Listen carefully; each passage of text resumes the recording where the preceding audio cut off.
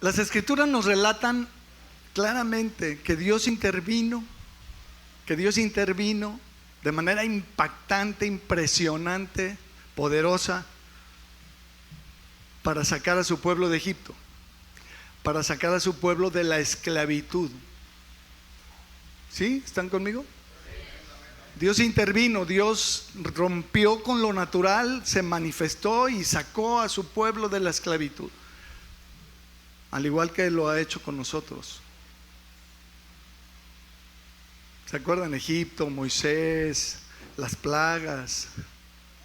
Y el relato bíblico nos describe que el momento cumbre de aquellos eventos fue cuando el ángel de la muerte pasó de largo por las casas, por los hogares que tenían untado en el marco de la puerta de la casa la sangre del cordero. Esto es un claro ejemplo, hasta aquí es un claro ejemplo de la salvación que el Señor Jesucristo ejecutó, realizó para nosotros y por nosotros, ¿cierto? Derramando su sangre y cubriéndonos y librándonos de la muerte, al igual que en aquella ocasión, aquel momento. De hecho, dice la Escritura en 1 Corintios 5:7, se nos dice que el Señor Jesucristo es nuestra Pascua. Así, claramente, directamente, sin rodeos, sin lugar a ningún tipo de interpretación. El Señor Jesucristo es nuestra Pascua. La Pascua es el momento cuando el ángel de la muerte pasó y siguió de largo y no mató a los primogénitos que estaban en el interior de esos hogares. Dice: limpiaos pues de la vieja levadura, para que seáis nueva masa, sin levadura como sois. Porque nuestra Pascua, nuestro momento en el que fuimos librados de la muerte,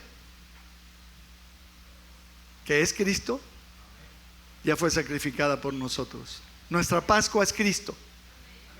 Amén, aleluya. Nuestra Pascua es Cristo. Y claro, Apocalipsis 1:5 nos dice específica y detalladamente que el Señor Jesucristo nos lavó de nuestros pecados con su sangre. Fíjate cómo dice Apocalipsis 1:5. Dice: y de Jesucristo es el testigo fiel, el primogénito de los muertos y el soberano de los reyes de la tierra. Ese es nuestro Señor Jesucristo. Él es el primogénito de los muertos, el soberano de los reyes de la tierra. ¿Qué dice? Al que nos amó y nos lavó de nuestros pecados con agua y jabón, con su sangre. De hecho, Romanos capítulo 3 versículo 24 dice que nosotros hemos sido justificados mediante la redención que Dios ha llevado a cabo por nosotros, por medio de Cristo, a quien Dios puso como propiciación. ¿Cómo dice? Por medio de la fe. ¿En qué? ¿En qué? En su sangre. Ahí está, ¿no? Por medio de la fe en su sangre. Por medio de la fe en su... ¿Tú crees que la sangre de Jesucristo te ha limpiado de tus pecados? Amén, aleluya, gracias a Dios, ¿verdad? ¿Sí crees eso? ¿Sí tienes esa fe de que Jesucristo pagó y derramó su sangre para que tú tuvieras y yo tuviéramos el perdón de nuestros pecados? Amén, ¿verdad? Esa sangre que nos cubre es la que nos libra de la muerte eterna. Es nuestra Pascua, ¿no? Porque estamos cubiertos por la sangre de Jesucristo. Su sangre nos ha limpiado. De hecho, 1 Pedro 1:19 dice que su sangre tiene un atributo. ¿Qué dice el versículo? Fuimos rescatados no con oro o plata, dice el contexto del pasaje. No fuimos rescatados con dinero. No hay indulgencia que valga. No hay dinero que compre. Nosotros hemos sido rescatados con la sangre. ¿Qué atributo le da? Preciosa. Así le digo yo a mi muñeca preciosa, mi preciosa. Pero más preciosa que mi muñeca es la sangre de Cristo, como de un cordero sin mancha y sin contaminación. Enseguida de la Pascua, cuando pasa el ángel de la muerte, mata a los primogénitos, el pueblo finalmente es dejado ir. Y ahí van para afuera, ¿no? La Escritura nos narra que se calcula más o menos como 600,000 hombres de a pie, sin contar mujeres, niños, ancianos y todos los metiches que se les pegaron de otras naciones. Los estudiosos piensan, coincido con ellos, que estamos hablando más o menos de 1,5 millones de personas. Imagínate un grupito de 1,5 millones de personas. Ya ves el estadio Azteca, le caben 100,000 personas y lo ves lleno y te impacta. Un 10% o menos de un 10%. 1,5 millones de personas, ahí van, ¿no? Wow, ¿no? Y finalmente llegan a las fronteras de la tierra prometida, la tierra que Dios le había prometido a Abraham y que Dios le había dicho: te voy a dar esta tierra a él y a sus hijos. Les había dicho. Y mandan unos espías, bien inteligentes ellos, según ellos, que van a inspeccionar la tierra. Y regresan después de hacer la inspección de la tierra y dicen: no. Pusieron su enfoque ellos en su capacidad y dijeron: no podemos. No podemos. Pusieron su enfoque en ellos, en sus habilidades, en sus posibilidades. Y vieron a los hijos de Anac, gigantes, y vieron que además había habitantes en la tierra y que eran ciudades amuralladas y estaba dificilísima la cosa. ¿Y qué dijeron? No podemos, no podemos. Pero a ver, espérame tantito, vienes de haber visto las plagas. Viste el agua convertida en sangre, viste las moscas, viste los piojos, viste las tinieblas, viste el granizo, viste la muerte de los primogénitos, y llegas a la frontera y dices: no, la tarea es imposible. A pesar de haber cruzado por el mar en seco, lo acabamos de cantar, curiosamente, y no nos pusimos de acuerdo con Caleb. Lo acabamos de cantar, por el mar en seco. Llegaron a la orilla del mar y tenían atrás a los egipcios, al ejército de Faraón y sus carros y sus caballos, y enfrente del mar, y el Señor les abrió el mar y pasaron en seco. Y cuando pasaron los egipcios, cerró el mar y se murieron todos ahogados. Después de haber visto eso, llegaron a la frontera y dijeron: no hay manera.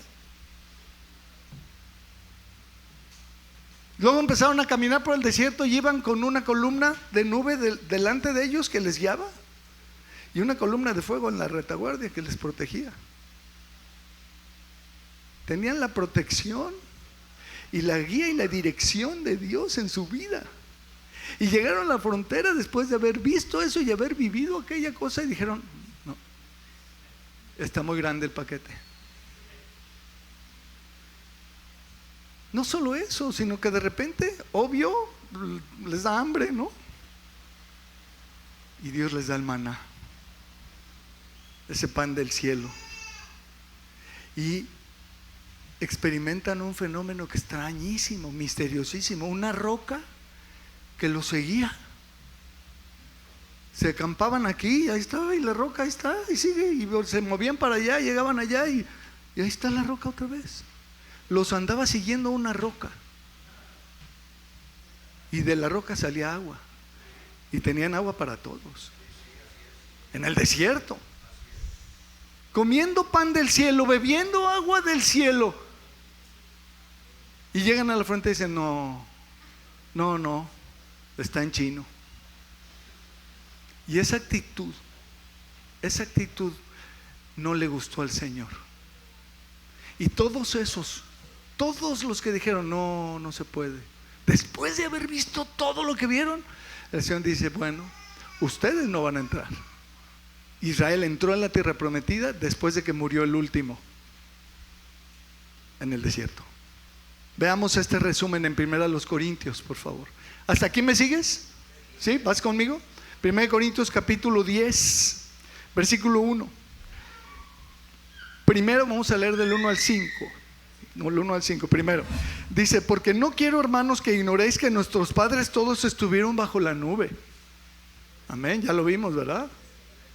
Todos bajo la nube, y todos pasaron el mar en seco. Y todos en Moisés fueron bautizados en la nube y en el mar. Fueron sumergidos, pasaron por esa experiencia todos. Y todos comieron del mismo alimento espiritual. el maná. Y todos bebieron la misma bebida espiritual, porque bebían de la roca espiritual que los seguía. Y la roca era Cristo. No. Esa roca que los seguía era Cristo. Era una cristofanía. Era Jesucristo presente con ellos en forma de piedra. Y les daba de beber agua a 1,5 millones de personas. La roca. Versículo 5. Pero de la mayoría de ellos, de los más de ellos, eso quiere decir de los más de ellos, de la mayoría de ellos, no se agradó Dios, por lo cual quedaron postrados en el desierto. Ahí se murieron y ahí se quedaron y no vieron la tierra. Todos nosotros tenemos en nuestra Biblia el detalle del relato de todo esto que está resumido aquí en 5 versículos. Espero y oro al Señor con fe, con entusiasmo, pidiéndole que leas tu Biblia y que conozcas a detalle todas estas historias increíbles. Pero ahí nos acaba el pasaje que nos ocupa hoy. En el versículo 6 y a partir del versículo 6, el Señor nos hace una aclaración importantísima. Versículo 6, ¿qué dice? Mas estas cosas sucedieron como ejemplo para nosotros. ¿Cómo qué? ¿Para quién? ¿Para ti, para mí? ¿Para qué? Sigamos leyendo. Para que no codiciemos cosas malas como ellos codiciaron, ni seáis idólatras como algunos de ellos, según está escrito, se sentó el pueblo a comer y a beber y se levantó a jugar. Ni forniquemos como algunos de ellos fornicaron y cayeron en un día 23,000. Ni tentemos al Señor como también algunos de ellos le tentaron y perecieron por las serpientes. Ni murmuréis como algunos de ellos murmuraron y perecieron por el destructor. 5 riesgos potenciales en la vida de un creyente del Nuevo Testamento. Esto está dicho aquí a los Corintios. 5 riesgos reales potenciales: la codicia, la idolatría, la fornicación, tentar a Dios y la murmuración. 5 cosas que Dios dice, cuidado. Y luego el versículo 11 dice: y estas cosas les acontecieron como ejemplo y están escritas para ti y para mí, para amonestarnos a nosotros, a quienes han alcanzado los fines de los siglos. ¿Quiénes han alcanzado los fines de los siglos? Tú y yo. Y la palabra nosotros aquí quiere decir nosotros, tú y yo. Así que el que piensa estar firme, que mire que no caiga por lo menos en estas 5 cosas, ¿no? Por lo menos. No os ha sobrevenido ninguna tentación que no sea humana. O sea, no podemos decir como el pueblo de Israel que llegó a la frontera y dijo: no, eso de la fornicación, no, tan chino. No, eso de la idolatría, no, yo, perdón, pero no. Demasiado grande, demasiado difícil, no me pidas eso. ¿Qué dice Dios? Aquí en este contexto, en este pasaje dice: no nos ha sobrevenido ninguna tentación que no sea humana, pero fiel es Dios, y no nos pusimos de acuerdo y lo acabamos de cantar, que no nos dejará ser tentados más de lo que podamos soportar o resistir, sino que dará también juntamente con la tentación la salida para que podamos soportar. No, es que esto es demasiado grande. No, está hecho a tu medida, porque no va a permitir que en tu vida venga algo más grande de lo que puedes manejar. Te vino una cosa grande, ok, puedes. Si eso mismo me viene a mí, seguramente no podría, porque a cada quien nos viene a la medida, y eso tiene que ver con la fidelidad de Dios. No contigo ni conmigo, sino con la fidelidad de Dios. Fiel es Dios que no nos dejará ser probados, y la palabra tentados aquí también se traduce probado en el Nuevo Testamento, te lo he platicado muchas veces, más de lo que podamos resistir. Entonces, versículo 6 dice que estas cosas son ejemplo para nosotros. Voy a estar compartiendo una serie de mensajes sobre estas 5 cosas, no te lo pierdas. Hoy no voy a empezar con ninguna de esas 5, pero quiero hablarte de este asunto que nos ocupa, que es que los seres humanos aprendemos por imitación. Así aprendemos.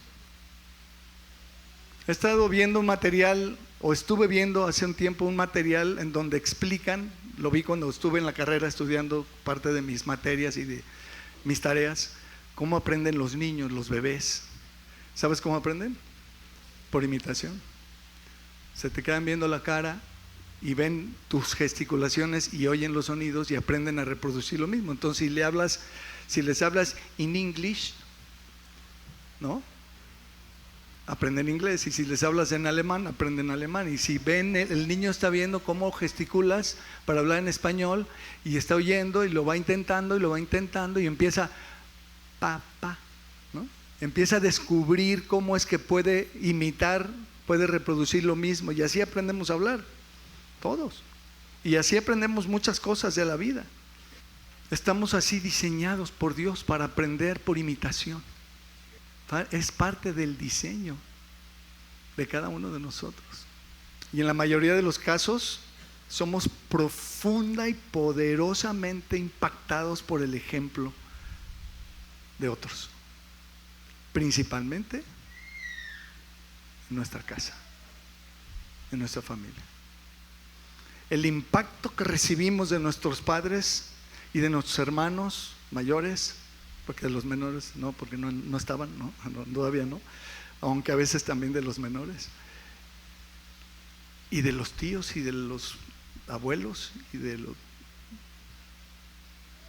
Muchas veces es un impacto permanente que te va a durar el resto de tu vida. Y no nada más recibimos un impacto poderoso, sino que también ejercemos un impacto poderoso sobre los demás. Te vuelves padre y entonces empiezas a impactar la vida de tus hijos y de tus hijas. Eso es inevitable, así funciona. Así es la cosa. Mira lo que dice Juan. Así que después que les hubo lavado los pies, tomó su manto, volvió a la mesa y les dijo: ¿sabéis lo que os he hecho? Jesús les lava los pies a los discípulos. Vosotros me llamáis maestro y señor, y decís bien porque lo soy. Me encanta el Señor, ¿no? La claridad con la que el Señor decía las cosas es una cosa hermosa, ¿no? Sí soy Señor y sí soy maestro, dice. Pues si yo, el Señor y el maestro, he lavado vuestros pies, vosotros también debéis lavar los pies los unos a los otros. ¿Por qué? Versículo 15. Porque ejemplo os he dado, para que yo, como yo os he hecho, vosotros también hagáis. ¿Qué práctica, no? ¿Qué cosa esta y que no hacemos? No sé por qué no lo hacemos. El Señor Jesús dijo, claro, por supuesto que está hablando de un principio, el principio de la humildad y el principio del servicio, porque Él dice, yo siendo el maestro y siendo el Señor, siendo quien soy, te lavo los pies. Y es lo que hace Dios todos los días con nosotros, siendo quien es, el Todopoderoso, el Dios Altísimo, como describían ahorita las acciones de gracias. Nos apaga la regadera de la lluvia para nuestro evento, ¿no? O nos concede a veces tonterías, ¿no? Que no son. Porque todo lo que nos pasa es importante para el Señor. Segunda carta de Pablo a los Tesalonicenses, capítulo 3, versículo 9, dice: no porque no tuviésemos derecho, sino por daros nosotros mismos un ejemplo. ¿Para qué? Para que nos imitaseis. Pablo dice, yo hice cosas para ponerles el ejemplo, para que ustedes nos imiten a nosotros. Tito capítulo 2 versículo 6 dice: exhorta asimismo a los jóvenes a que sean no imprudentes, ¿verdad? Prudentes. Los jóvenes deben ser prudentes. Pero le dice a Tito, presentándote tú en todo como ejemplo. O sea que el líder de los jóvenes o el pastor o el encargado, cero imprudencias, en teoría por lo menos, ¿no? ¿No? Porque él debe ser, pero no nada más de la imprudencia, sino de buenas obras, dice, de todo lo demás. Tienes que ser ejemplo. Santiago capítulo 5 versículo 10. Santiago 5:10 dice: hermanos míos, tomad como ejemplo de aflicción y de paciencia a los profetas que hablaron en el nombre del Señor. Tómalos como ejemplo. ¿De qué? De aflicción y de paciencia. Filipenses 3:17 dice: hermanos, sed imitadores de mí y mirad a los que así se conducen según el ejemplo que tenéis en nosotros. Y curiosamente, Rodrigo ahorita dio una explicación impecable del tema. Se la dio a Joe. ¿Sí? ¿Se fijaron en eso o no?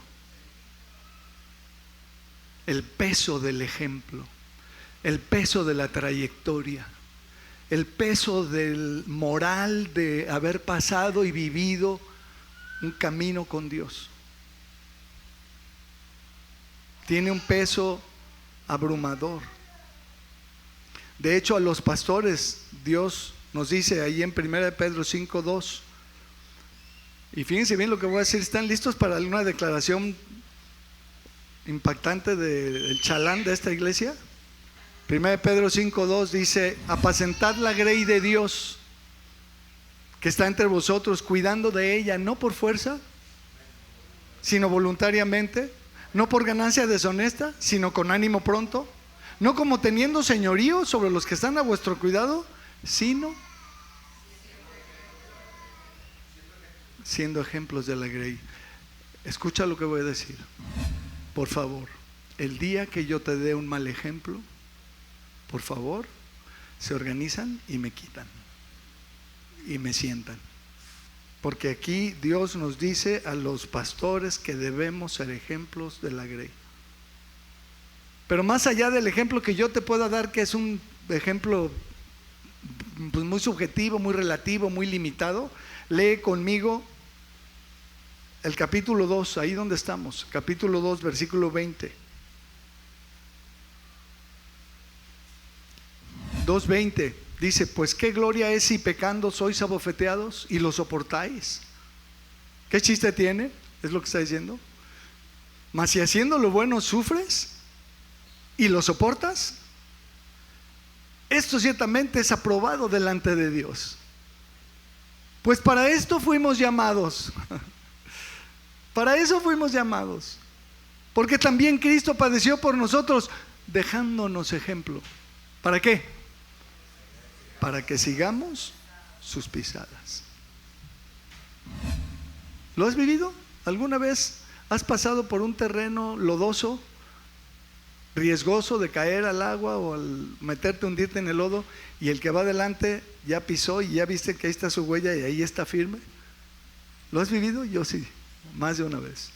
Y entonces ahí pisó, y yo también piso lo mismo. Y acá pisó hasta acá la piedrita, y yo también piso la piedrita. Sí, sí lo has hecho, ¿no? De eso está hablando acá. Que el Señor Jesucristo nos dejó las pisadas para que nosotros caminemos por ellas. ¿En qué sentido? En el sentido del sufrimiento, haciendo lo bueno. Haciendo lo bueno. Si haciendo lo bueno sufrimos y lo soportamos, eso es aprobado delante de Dios.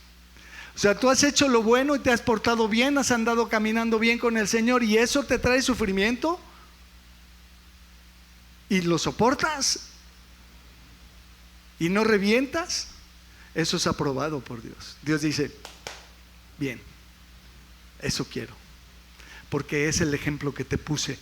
Porque si alguien hizo lo bueno y sufrió, fue el Señor. ¿Sí estás de acuerdo?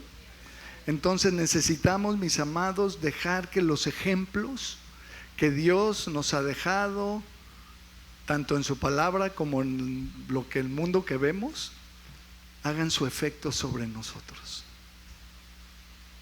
1 Corintios 10:11 dice, ya lo leímos allá arriba, dice: estas cosas se acontecieron como ejemplo y están escritas para amonestarnos a nosotros. Para amonestarnos a nosotros. Esta palabra amonestar, el diccionario, tú lo googleas si quieres ahí rápido.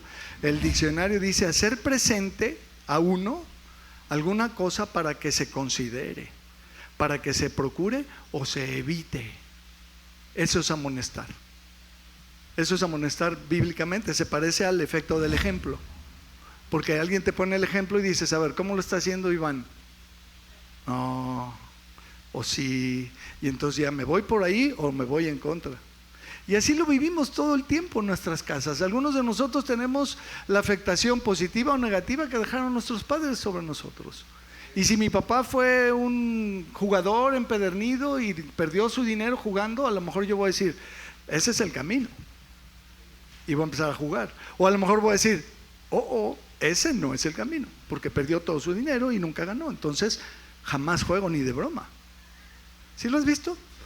Pasa con el alcohol, pasa con el tabaco, pasa con tantas cosas. Con la gordura, con tantas cosas. Dicen, hijo de gordito, gordito. O muy gordito. O hijo de gordito, flaquito, muy flaquito. Porque así somos. O seguimos el patrón o lo rechazamos y vamos en contra de eso. Eso es amonestar. Qué chistoso, ¿no? Dice hacer presente a uno alguna cosa para que lo considere, lo procure o lo evite. También dice el diccionario advertir. Eso es amonestar, advertir, prevenir, avisar a alguien de un error o falla antes de tomar una decisión. Eso es amonestar. Cuando alguien te amonesta es porque te está tratando de ayudar, te está avisando de algo anticipadamente para que no cometas el mismo error. Para eso es el ejemplo. Fíjate, el griego de esta palabra es nouseteo. Hay libros enteros derivados de esta palabra griega. Hay técnicas de tratamiento de problemas psicológicos basados en esta palabra griega de la Biblia. La neutesis. La neutesis es una práctica que muchos psicólogos cristianos usamos para ayudar y aconsejar a otras personas. De ahí viene esta palabra amonestar, neuseteo, que quiere decir poner en la mente, advertir, regañar gentilmente o exhortar. Qué bonito, qué bonita palabra griega. Y viene de una raíz noxesia, que quiere decir llamar la atención o reprensión suave. Reprensión suave. Porque a veces nos reprenden duramente y eso duele y uno se cierra. Pero cuando alguien nos reprende con suavidad, es más fácil recibirlo. ¿Sí o no? ¿Sí lo has vivido? Eso es amonestar. Para eso están estos ejemplos, dice la Biblia, para amonestarnos a nosotros. Para presentarnos estos ejemplos delante de nosotros y que tomemos nota y que que tomemos decisiones en función del ejemplo que vimos. Eso mismo dice Romanos capítulo 15, versículo 4. ¿Qué dice? Porque las cosas que se escribieron antes, y eso ya no nada más está hablando de esas 5 cosas. ¿Se acuerdan de las 5 cosas? ¿Sí? Ya no nada más está hablando de las 5 cosas, está hablando de todas las escrituras, de todo el Antiguo Testamento y de todo el Nuevo Testamento que se escribió antes de que nosotros existiéramos. Las cosas se escribieron antes. ¿Para qué se escribieron? Para nuestra enseñanza se escribieron, a fin de que por la paciencia y la consolación de las escrituras tengamos esperanza. Es decir, todas las escrituras están ahí como un ejemplo para nosotros, para aprender cosas y para cambiar nuestra vida y para tomar nota. ¿Qué hizo el rey David? ¡Ay, qué barbaridad! Mandó matar a Urías. ¿Se acuerdan? ¿Qué hizo Coré, Datán y Abiram? ¿Qué hizo María, la hermana de Moisés? ¿Se acuerdan? De eso ya hicieron cara de joa todos. Murmurar. Y se volvió leprosa. Junto con el hermano Aarón. Ay, este hermano Aarón tan tremendo, ¿verdad? ¿Y qué hizo Salomón? Dios había dicho, cuando pongan un rey sobre mi nación, que no compre caballos en Egipto. ¿Y qué creen que hizo? ¿A qué se dedicó Salomón? A comprar caballos en Egipto. Y dijo que no tenga muchas mujeres. ¿Y qué hizo? No más 1000. No más 1000. Y dijo Dios al rey que pongan que no amontone oro y plata. ¿Y a qué se dedicó? Siguió el ejemplo, pero nos ha dejado uno a nosotros. Y así podemos seguir. Ahí están los profetas y ahí están los reyes, de todos los reyes de Israel. ¿Se acuerdan de los reyes de Israel? El reino dividido, los reyes de Judá. En todos los reinos, los reyes de Israel no hubo ni uno bueno. Y en los 20 reyes de Judá solo hubo 8 buenos. Tenemos más ejemplo de lo que no se debe hacer que de lo que sí se debe hacer. Hay que ir a la Biblia y aprender del ejemplo, porque esas cosas están escritas como ejemplo para nosotros, para que nosotros digamos, eso es lo que no se debe hacer, ¿no? Amnón, ¿qué le hizo a su hermana Tamar? La violó y luego la desechó como si fuera basura. ¿Tú crees que eso no nos impacta y no te debiera enseñar algo? Todo lo que está escrito está ahí. Pero la ignorancia de las escrituras en el pueblo de Dios es podríamos hacer una película de tragedia. Es una tragedia. Es una tragedia. Y ya hemos dicho antes que existen 2 clases de ignorancia, ¿se acuerdan? La ignorancia de no sé y la ignorancia de me vale. ¿Sí se acuerdan de eso? Ya habíamos hablado de eso. Ya no me voy a entretener ahí, ¿no? De hecho, la definición de ignorar en el diccionario, la primera acepción es no saber algo. No, yo no sé álgebra, o yo no sé cálculo diferencial e integral, o yo no sé programar computadoras, o yo no sé inglés, o yo no sé francés, o yo... No sabes, está bien, no sabes, es no saber algo. Pero la otra acepción de la palabra es hacer caso omiso de algo. Eso dice Larousse ahí en tu diccionario. Hacer caso omiso. Y esa palabra griega, ignorar, es agnoeo. Fíjate cómo se traduce: desconocer por desagrado.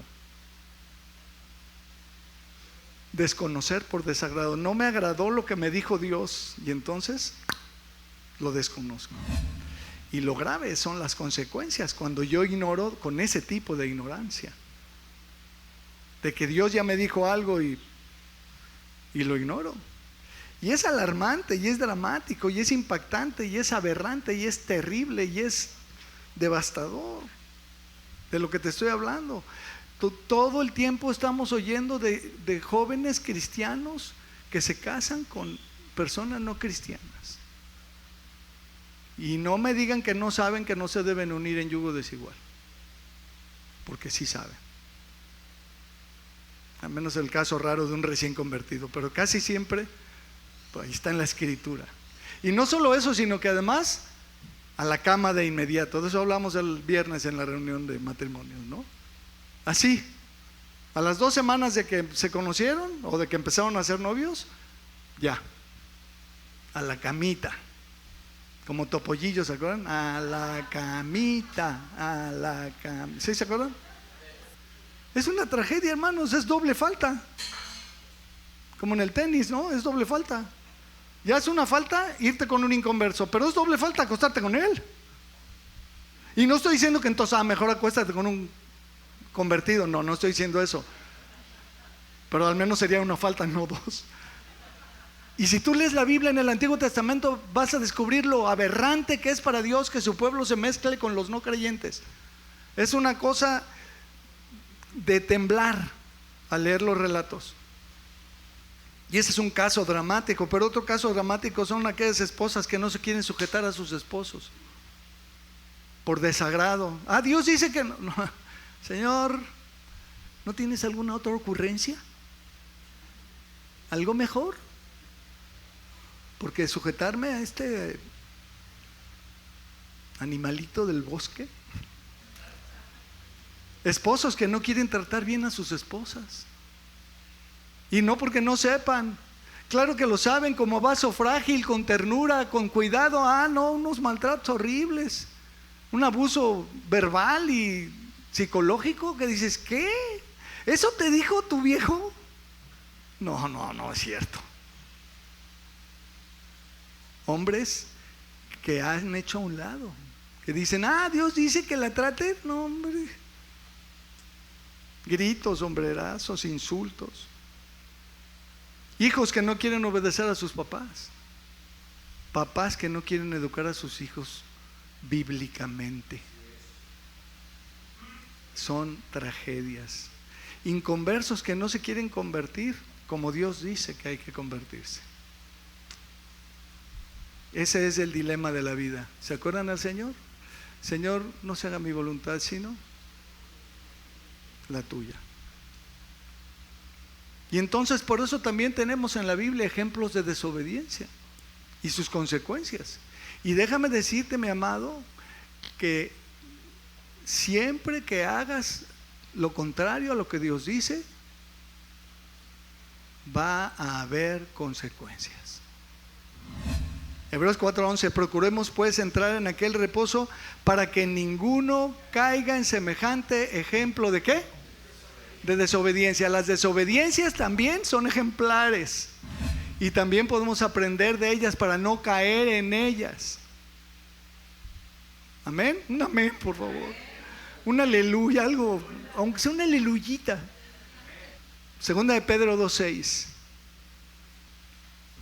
Dice la escritura que nuestro Dios es fuego consumidor, que no lo tomemos a la ligera. Aquí dice, y si condenó por destrucción a las ciudades de Sodoma y de Gomorra, reduciéndolas a ceniza y poniéndolas de ejemplo. ¿Qué hizo Dios? Las puso de ejemplo a los que habían de vivir impíamente. ¿Quieres vivir impíamente? Échale. ¿No quieres hacer lo que Dios te pide que hagas? Las consecuencias son nuestras, porque Dios está en su trono, es soberano, Él gobierna. Nada le va a afectar si yo no le hago caso, o si tú no le haces caso, o si juntos no le hacemos caso. Amén. Entonces concluyo con esto. Pregunto, ¿nos vamos a dejar amonestar por los ejemplos que tenemos en las Escrituras? ¿Por los ejemplos que Dios nos ha pedido tomar en cuenta? ¿O lo vamos a ignorar? Aprendamos del ejemplo que Dios nos ha puesto ya en la Biblia. Es que no entiendo la Biblia. Pues conviértete. Porque, pues sí, ¿no? Solo los inconversos no entienden la Biblia. Si has nacido de nuevo, te la vas a devorar. Es que no entiendo todo. Bienvenido al club. Yo voy por delante, soy el que menos entiendo un montón de cosas. Pero eso de que no la leo porque no la entiendo, pues conviértete para que entiendas, para que recibas la luz de Dios y puedas comprender las Escrituras. Porque la ignorancia de las Escrituras es la peor cosa que puedes tener en tu vida y consentirla. Por favor, en el nombre de Jesucristo te ruego, lee tu Biblia todos los días, por favor, te lo suplico. Te lo suplico. Lee. Si no entiendes algo, llámale a Iván.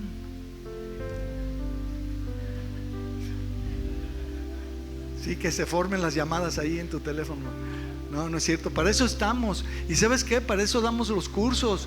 Para eso damos los cursos este y aquel, ¿no? Y pronto voy a volver a dar, por cierto, el curso de cómo guiar a una persona a los pies de Cristo.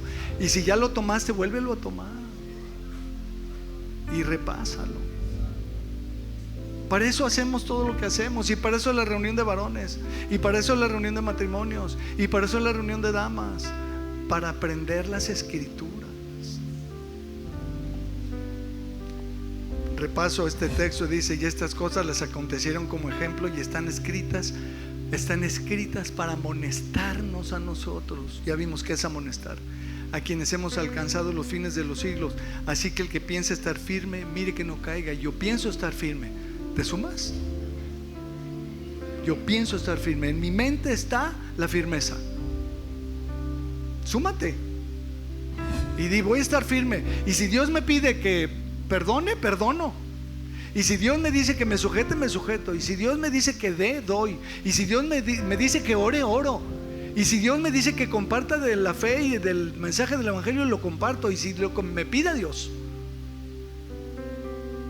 Y si Dios me dice que llegue temprano a todos lados. No, sí, perdón. No. Si llego temprano al aeropuerto, si llego temprano al cine, si llego temprano a mi oficina. A la iglesia no, Señor. ¿En serio? ¿En serio es cierto eso que dijo Rod, que nos reímos a carcajadas de que la mitad ya sabe que empezamos a las 12 y... Ten cuidado. Ten cuidado. Toma en serio las cosas de Dios. No, yo voy una vez al mes. ¿En serio? El domingo tiene 4, el mes tiene 4 domingos, no nada más 1, o a veces 5. Nunca 6, ¿verdad? Ni 3.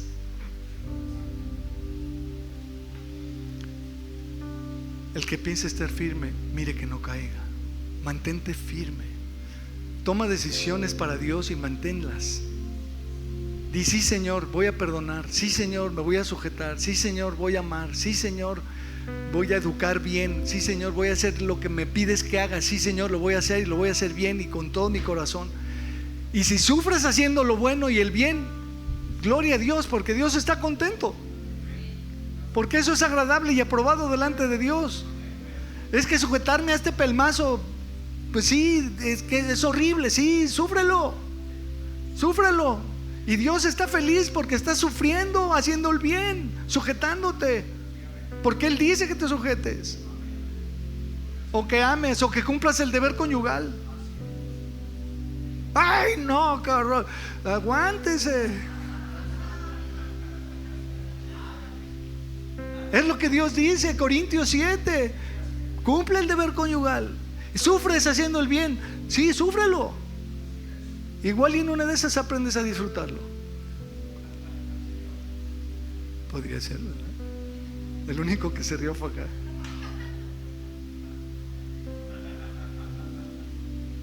Porque no nos ha venido ninguna tentación que no podamos, con la que no podamos.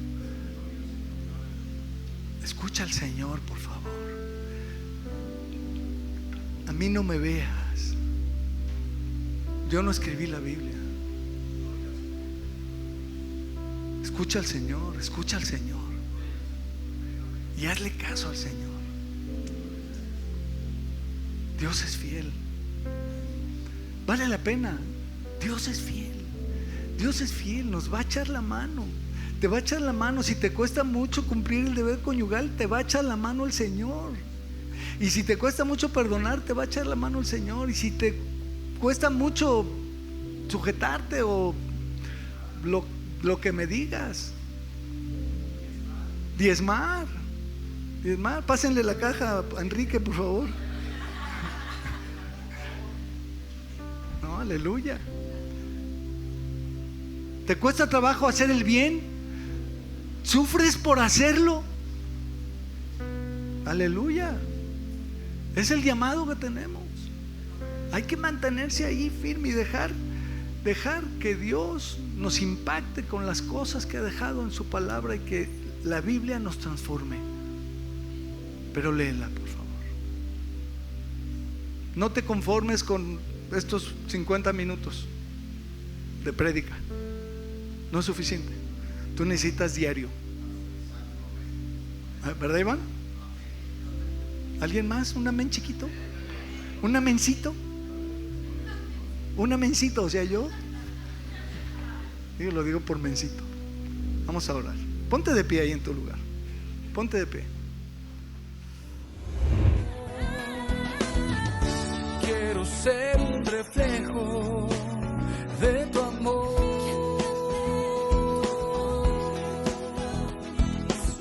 Moldéame a tu imagen. Soy tuyo, Señor.